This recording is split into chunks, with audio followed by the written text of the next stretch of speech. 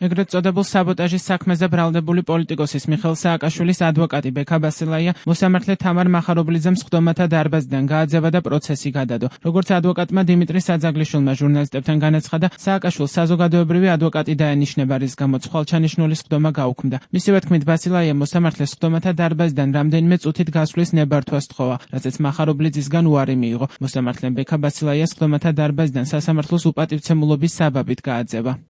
თბილისის საქალაქო სასამართლოში 8 ოპოზიციონერი ლიდერის პროცესი დახურულ რეჟიმში მიმდინარეობდა. სხდომაზე ბრალდების მხარის მოწმე გამომძიებლები უნდა გამოეკითხათ. ბრალდებულებიდან დღევანდელ სხდომაზე მხოლოდ ბადრ ჯაფარიძე და ნიკა გვარამია იმყოფებოდნენ. ეგრეთ წოდებული საბოტაჟის საქმე დაჩქარებულ რეჟიმში განიხილება. სხდომები კვირაში ორჯერ იმართება, რაც დაცვის მხარეს აფიქრებინებს, რომ ქართული ოცნება განაჩენის გამოტანას ჩქარობს. სადაც ქალებს დედებს ციხეში უშვებენ, იქ ახლა კაცები რომ დაგვიჭირონ, არ აგვიშავს გადავიტანთ რამენაირად, მაგრამ სამარცხვინოა ის რაც ხდება ამ ქვეყანაში და სამარცხვინოა პირველ რიგში ქართველი კაცების დუმილი და კიდე კოცობა. სამარცხვინოა პირდაპირ მნიშვნელობით ვამბობ.